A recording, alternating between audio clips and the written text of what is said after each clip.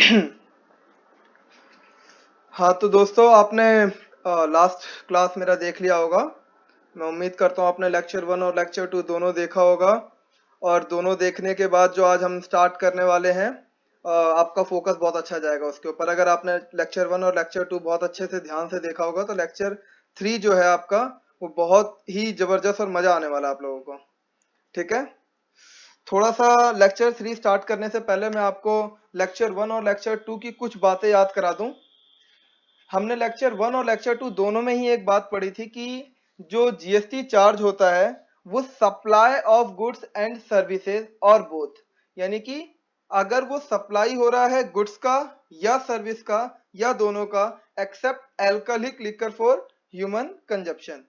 ठीक है, तो यहां पर जब हमने बात की थी कि जीएसटी चार्ज होगा जब भी वो क्या कहते हैं सप्लाई होता है गुड्स का सर्विस का, लेकिन alcoholic liquor for human consumption नहीं होना चाहिए।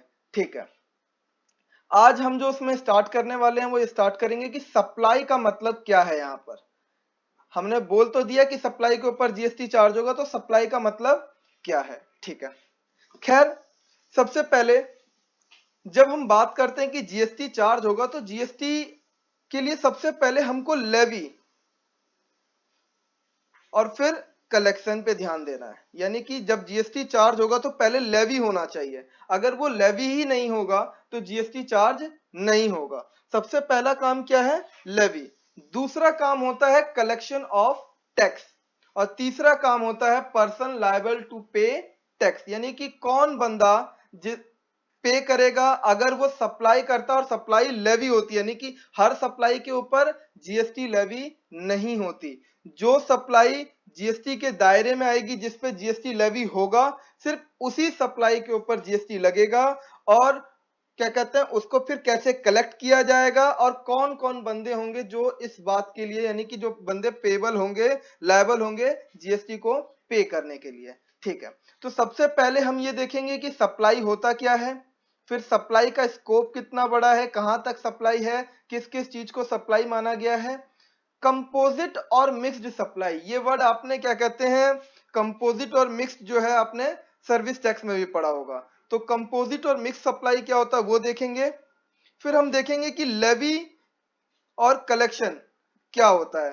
देन कॉम्पोजिशन लेवी एक स्कीम है। कॉम्पोजिशन लेवी के अंदर भी मतलब ये भी एक लेवी करने का तरीका है जीएसटी। जैसे आपका नॉर्मली जीएसटी चार्ज होता है, वैसी एक जीएसटी चार्ज करने का दूसरा तरीका है कि वो कॉम्पोजिशन जो पेयर होता है, टैक्स पेयर होता है, वो चाहे तो कॉम्पोजिशन स्कीम को भी ऑप्ट कर सकता है। देन कौन कौन सी ऐसी गुड्स होंगे या सर्विस होगा या दोनों की सप्लाई होगी जिसको सप्लाई करने के बाद भी उसके उसके ऊपर जीएसटी चार्ज हो रहा होगा, उसके बावजूद जीएसटी के अंदर उसे एग्जम्पशन दी हुई है कि इसके ऊपर हम जीएसटी अभी चार्ज नहीं करेंगे। फिर पर्सन कौन लायबल होगा टैक्स पे करने के लिए, सप्लाई ऑफ गुड्स और सर्विसेज और बोथ टू और बाय आ एसईजेड। एसईजेड यूनिट को करोगे या एसईजेड यूनिट से करोगे सप्लाई, तो क्या उसका जीएसटी के अंदर उसका क्या स्कोप है। ठीक है, उसके बाद हम रेट्स ऑफ जीएसटी देखेंगे और exempt supply, non taxable supply, non GST supply, ये इंपॉर्टेंट है। मैं इसके बारे में आपको बहुत आराम से और अच्छे से चार्ट के थ्रू समझाऊंगा। ठीक है, सबसे पहले मैं आपको लेवी पढ़ाने से पहले थोड़ा सा सप्लाई के बारे में बताना चाहता हूं। ठीक है, taxable event under GST law is supply of goods or services or both. It means no supply, no GST. Underline करो, no supply, no GST। बेटा हम लेक्चर 1 से ही इस बात का बार बार जिक्र कर रहे हैं कि जो टैक्सेबल इवेंट है, यानी कि बार बार जब हम बात करते हैं जीएसटी, तो जीएसटी चार्ज कब होगा, जब सप्लाई होगा किसका, गुड्स का या सर्विसेज का या दोनों का।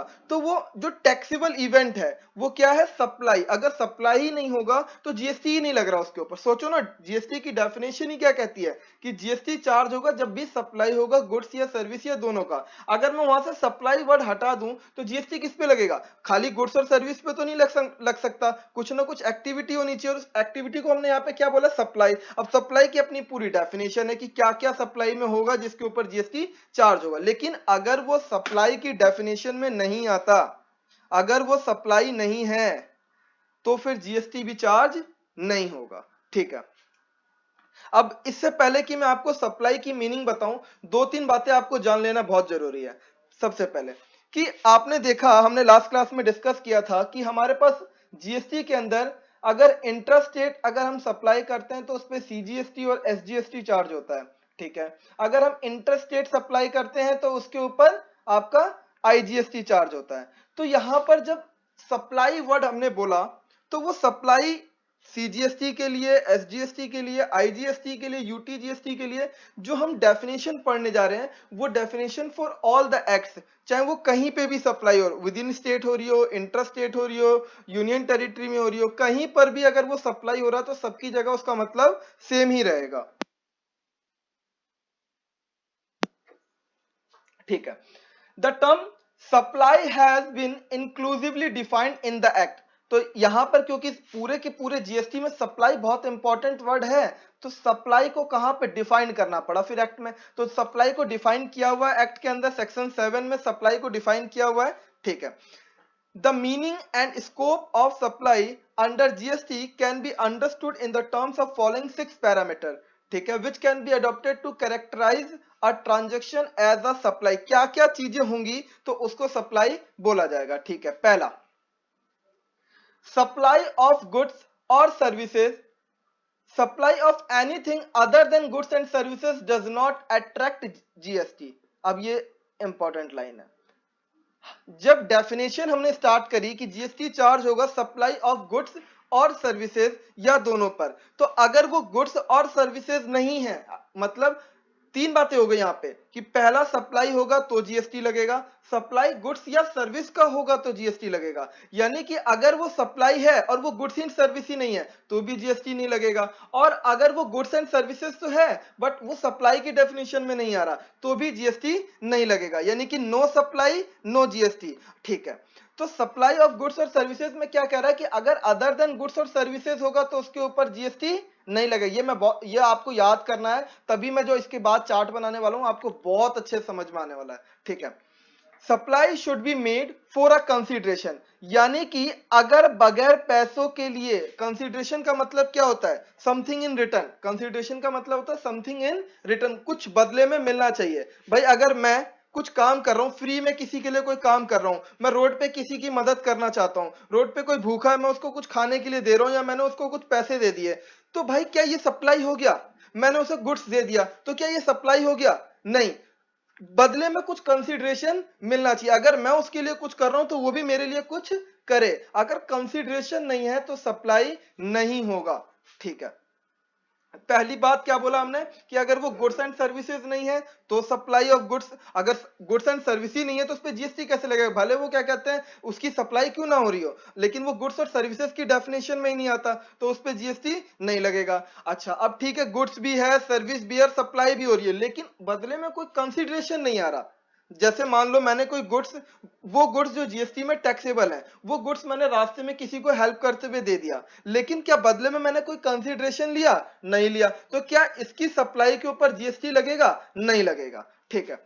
तीसरा, supply should be made in the course और फर्दरेंस ऑफ बिजनेस। इसका मतलब क्या है? यार मम्मी मेरे को खाना बना के दे रही है, मम्मी ने मेरे लिए खाना बनाया और बोला रोहित तू छत से जाकर के ये काम कर दे बेटा, तुझे जल्दी से खाना बना के देती हूं मैं, ठीक है। तो मैं छत पे गया, मैंने वो मम्मी का काम कर दिया, मम्मी ने मुझे बदले में खाना दे दिया। मान लो मैंने कुछ किया, मम्मी ने भी बदले में मुझे कुछ दिया, ठीक है, और जो दिया वो एक गुड्स है। गुड्स वो जो जीएसटी के अंदर टैक्सेबल होता है, लेकिन अब जरा समझो इस चीज को, गुड्स है वो, ठीक है, सप्लाई भी हो रही है, ठीक है, कंसिडरेशन भी है क्योंकि मैंने कुछ दिया तो बदले में मम्मी ने भी कुछ दिया, और मम्मी ने कुछ दिया तो मैंने बदले में मम्मी का कुछ काम करके दिया, यानी दोनों पार्टी की तरफ से कुछ ना कुछ हो रहा है। लेकिन क्या वो काम जो हम दोनों लोग आपस में कर रहे हैं, क्या वो बिजनेस के लिए, क्या हम लोग मम्मी और मैं आपस में बिजनेस कर रहे हैं? जी नहीं। यानी कि अगर वो बिजनेस के लिए नहीं कर रहे तो उसके ऊपर जीएसटी चार्ज नहीं होगा। तो अब तक तीन कंडीशन आपको याद रखनी है।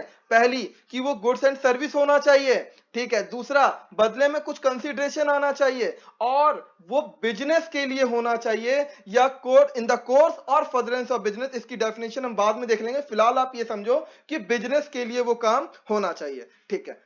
चौथी definition, supply should be made by a taxable person. ये बहुत इंपॉर्टेंट है।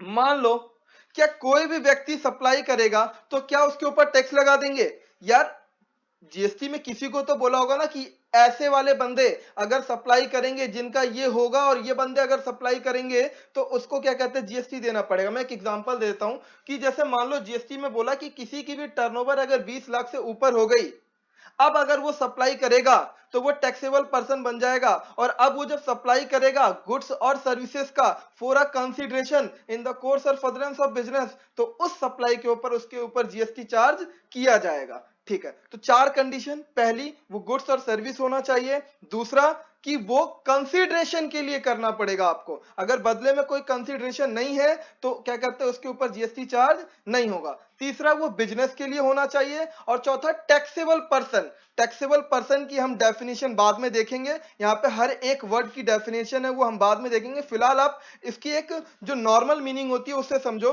कि एक टैक्सेबल पर्सन, यानी कि जीएसटी में बताया हुआ है कि हाँ ये बंदे टैक्सेबल पर्सन है, अगर उस टैक्सेबल पर्सन ने क्या कहते हैं सप्लाई करा गुड्स और सर्विसेज का कंसीडरेशन के लिए इन द कोर्स और फर्दरेंस ऑफ बिजनेस, तो उसको क्या कहते हैं जीएसटी चार्ज होगा। Supply should be a taxable supply. ठीक है, मान लो अब अगर कोई एग्जेम्प्ट सप्लाई, जैसे अभी हमने ऊपर पढ़ा कि कुछ एग्जाम्पशंस भी हमने पढ़नी है, तो मतलब अगर कोई चीज एग्जेम्प्ट है, बोल दिया कि मान लो, और मैं एक एग्जांपल देता हूं आपको कि कोई एक ऐसा गुड्स हमने बोल दिया कि अगर इस गुड्स की सप्लाई होगी और वो एग्जेम्प्ट, उस पर बिल्कुल जीएसटी नहीं लगेगा। मान लो एग्रीकल्चरल प्रोडक्ट है, एग्रीकल्चर अगर कोई क्या कहता है सप्लाई करेगा, अगर किसान कोई एग्रीकल्चरल प्रोडक्ट सप्लाई करेगा तो उसके ऊपर जीएसटी नहीं लगेगा। तो अगर वो जीएसटी, मान लो यार वो अब क्या, अगर उस पर जीएसटी नहीं लग रहा तो वो टैक्सेबल सप्लाई नहीं हुआ ना, वो तो एग्जेम्प्ट सप्लाई हो गया। कौन सा सप्लाई हो गया? एग्जेम्प्ट। तो भले ही जो करने वाला है वो टैक्सेबल पर्सन क्यों ना हो, लेकिन जो सप्लाई वो क्या कर रहा है, सप्लाई, क्योंकि टैक्सेबल पर्सन का मतलब क्या, 20 लाख से ज्यादा। ठीक है, 20 लाख से ज्यादा के उसने क्या कहता है एग्रीकल्चरल प्रोडक्ट बेच दिया, लेकिन जो सामान बेचा वो तो एग्जेम्प्ट है। अगर एग्जेम्प्ट सप्लाई को कर रहे हैं तो उसके ऊपर भी जीएसटी चार्ज नहीं होगा। ठीक है,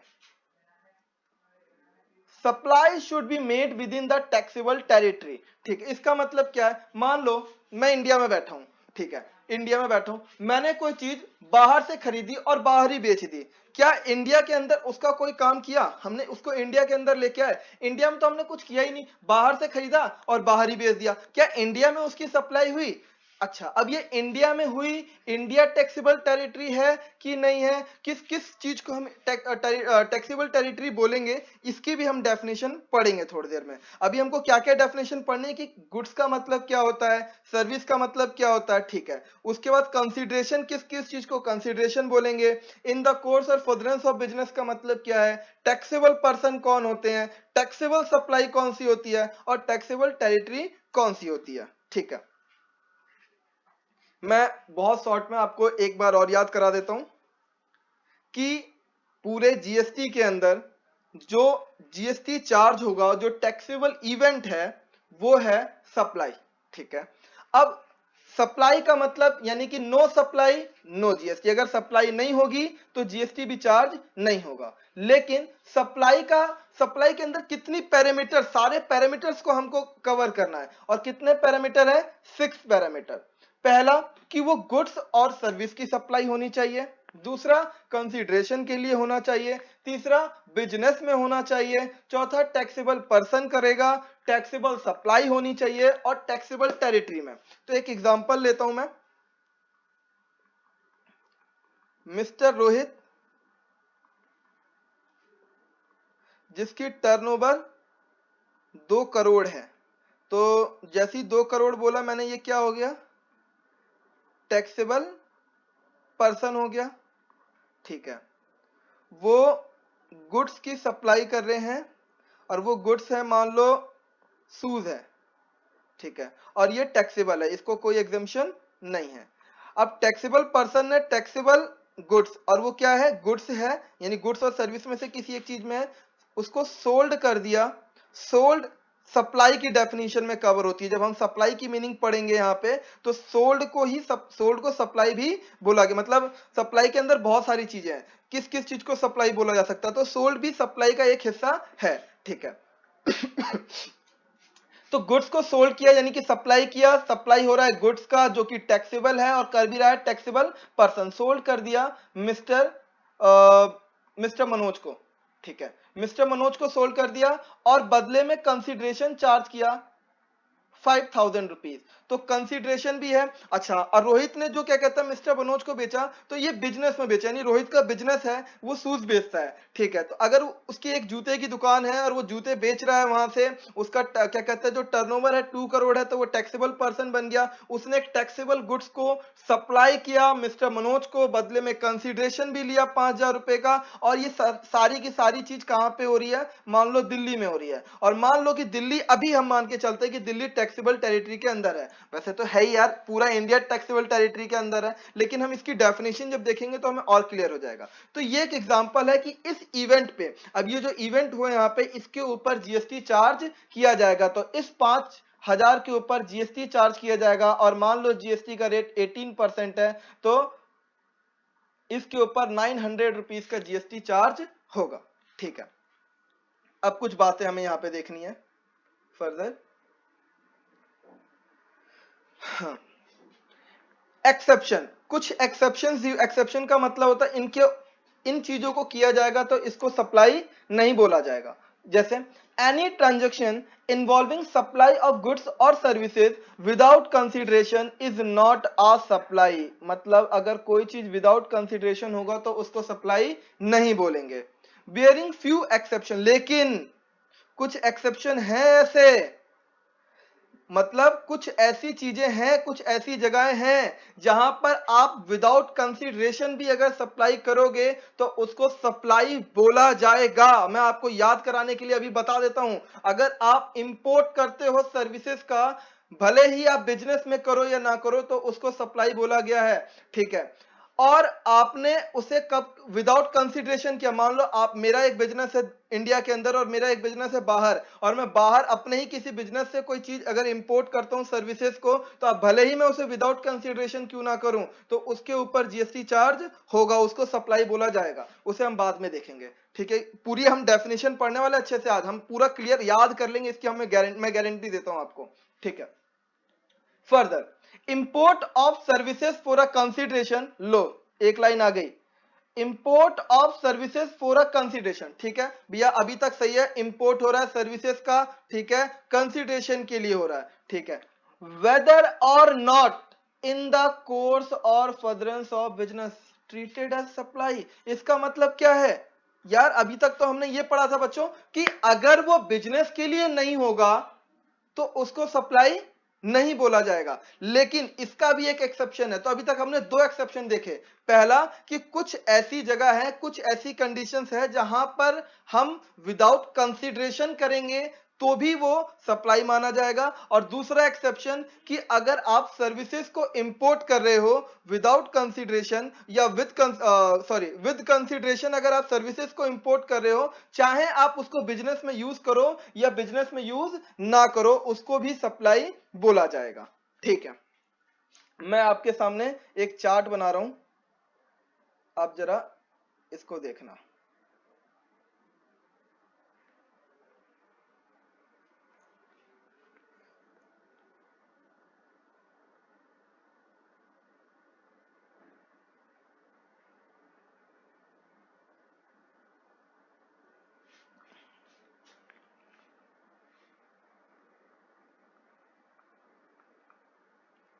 supply, section 7 of CGST act, और ध्यान रहे सेम सेक्शन है आपके एसजीएसटी के अंदर, लेकिन आईजीएसटी का सेक्शन 5 है, ठीक है। फिलहाल आपको ये समझ के चलना है कि जो डेफिनेशन सीजीएसटी में, सेम डेफिनेशन आपकी एसजीएसटी में भी है, और वही सेम सप्लाई की डेफिनेशन आईजीएसटी एक्ट में भी, तो आपको सप्लाई एक ही बार पढ़ना है, ठीक है।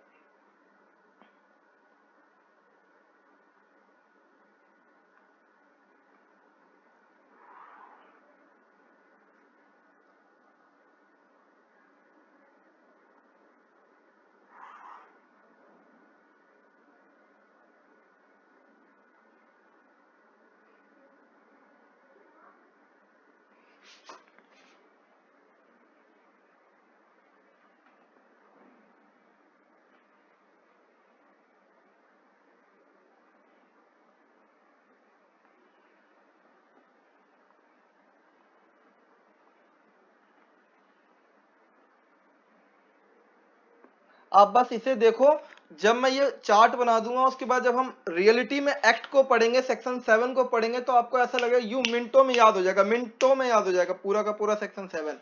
देखो सेक्शन 7 में हम अभी 2 हिस्सों में इसको तोड़ के चल रहे हैं, ठीक है। वैसे 3 हिस्सों में, सेक्शन 7 1 2 और 3, फिलहाल हम 2 में तोड़ के चल रहे हैं इसको, ठीक है। सेक्शन 7 1 बात करता है इंक्लूड्स की, यानी कि किस किस चीज को सप्लाई माना जाएगा, ठीक है।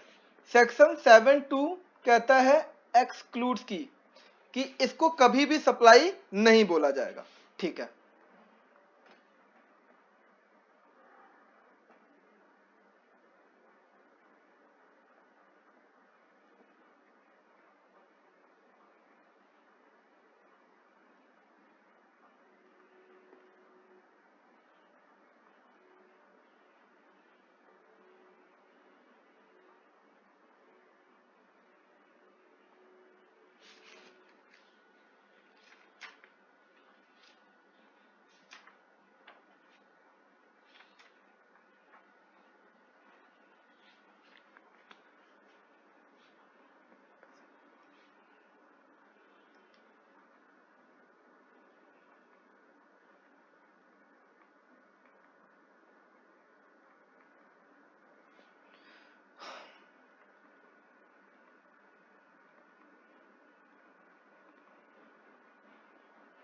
इसको साथ के साथ आप लोग नोट करते रहो, आपके लिए आसान हो जाएगा।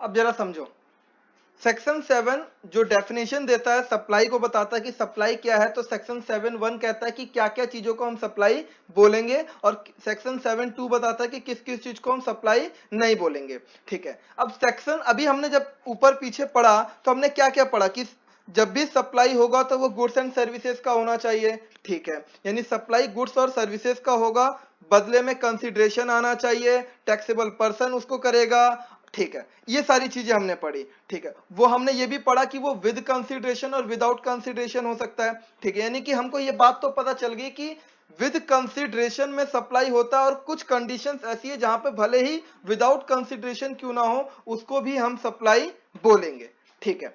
अब सेक्शन 7(1)(a) के अंदर जो विद कंसिडरेशन है, सेक्शन 7(1)(a) उसमें अब क्या कहता है, जरा ये समझना, ये है main definition.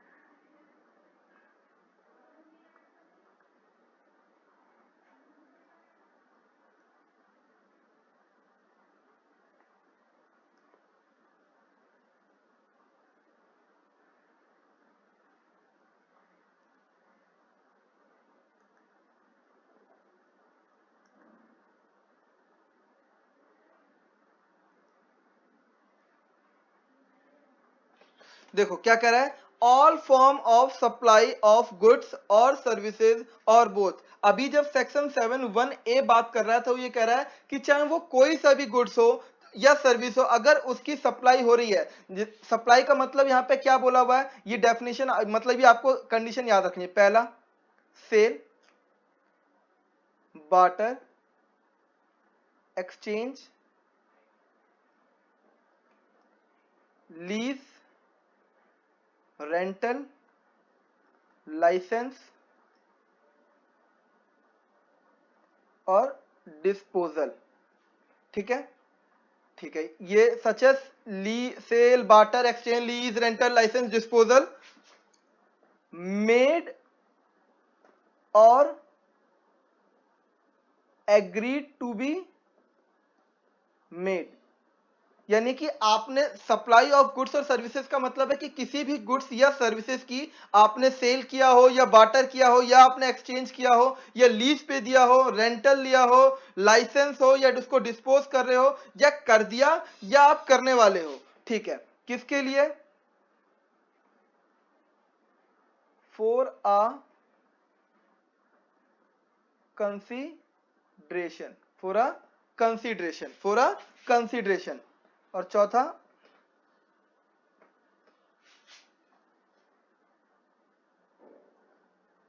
In the course और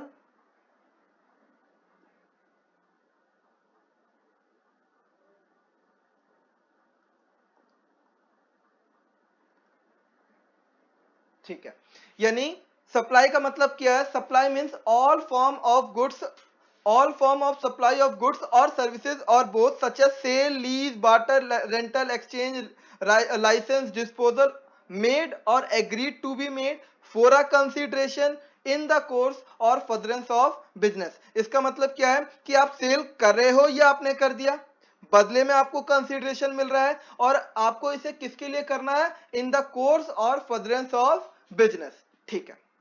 एक बात बताओ मुझे, जब मैंने यहां पर सप्लाई बात करी गुड्स और सर्विसेज की, तो यहां पे मैंने ये जो कंडीशंस मैंने बोली है यहां पे, मैं थोड़ा सा इसको इधर कर लेता हूं। पहला sale, barter, exchange, lease, rental, licence, disposal, ठीक है। दूसरा है आपका मेड और एग्रीड टू बी मेड। तीसरा है आपका फॉर अ कंसीडरेशन और चौथा है इन द कोर्स और फर्दरेंस ऑफ बिजनेस, ठीक है। यहां पर देखो 7(1)(b) क्या कहता है आपसे? 7(1)(b) कहता है importation of services for a consideration,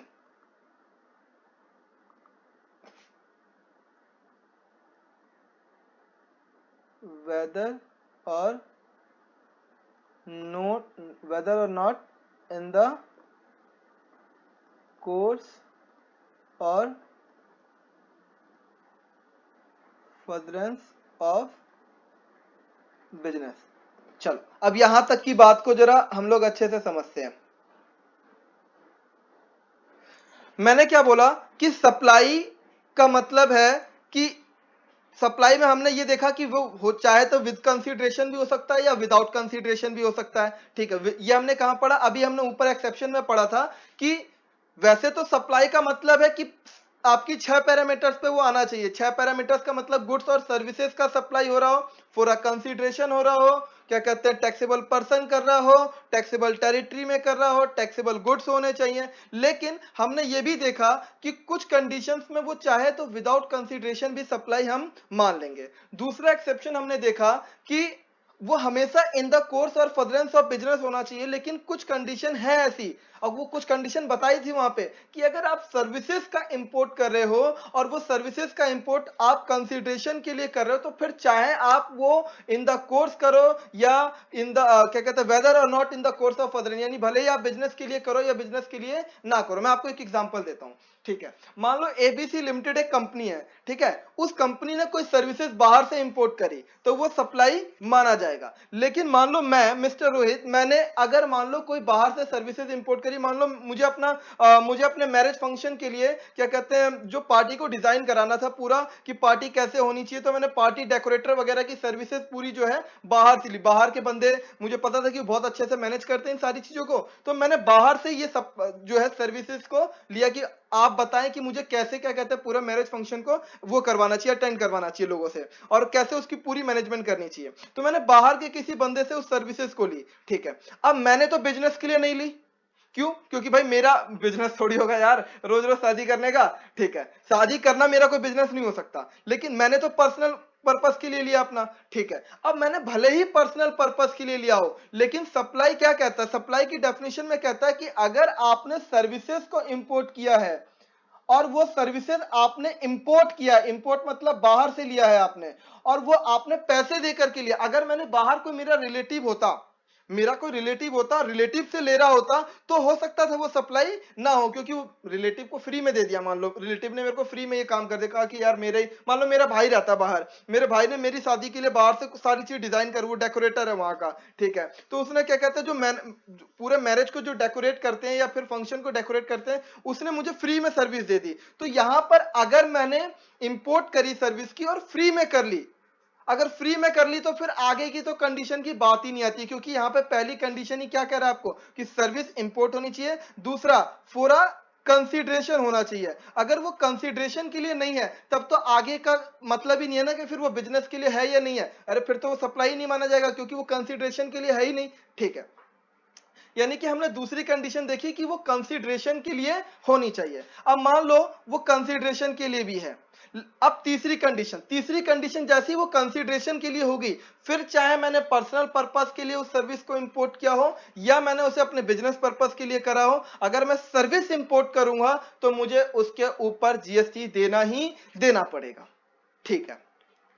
अब अगर मैं गुड्स इंपोर्ट करूंगा तो क्या होगा, यानी कि गुड्स इंपोर्ट करूंगा कंसीडरेशन के लिए, पर्सनल पर्पस, वो यहां पर कवर नहीं होगा, क्योंकि गुड्स इंपोर्ट करने पर, हमने पहले या दूसरे लेक्चर में भी ये बात करी थी कि गुड्स इंपोर्ट करने पर आपका जो है, गुड्स इंपोर्ट करने पर आपका कस्टम ड्यूटी चार्ज होता है, आपका जीएसटी वहां पे चार्ज नहीं होता। और कस्टम ड्यूटी के अंदर ही एसीडी 37 के नाम से आपका क्या कहते हैं, जीएसटी चार्ज होता है, ठीक है, वो भी आईजीएसटी, ठीक है।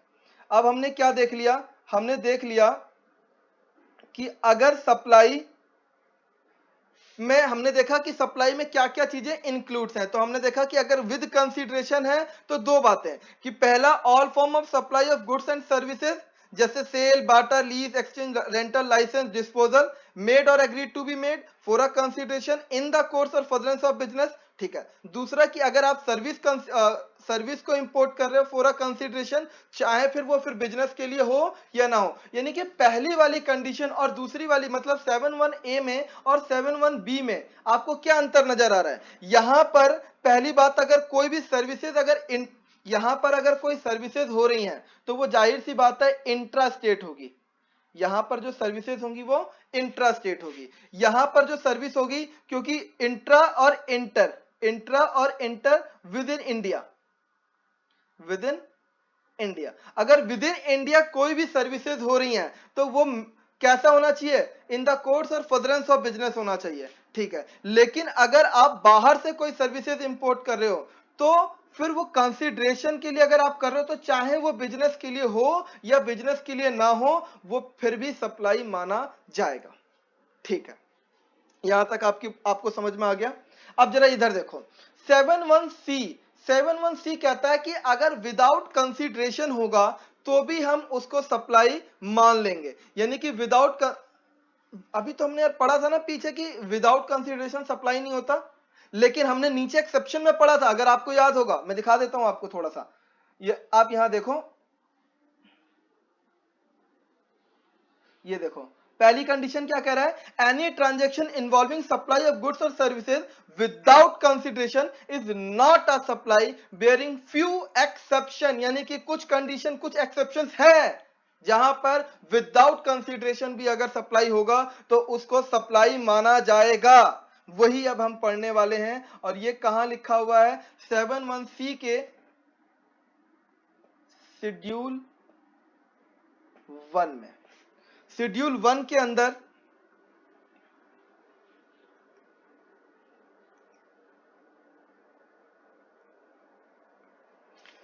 शेड्यूल 1 में पहला, डिस्पोजल ऑफ, डिस्पोजल हटाओ, इसे परमानेंट डिस्पोजल लिखना है, परमानेंट, क्या हो गया इसे,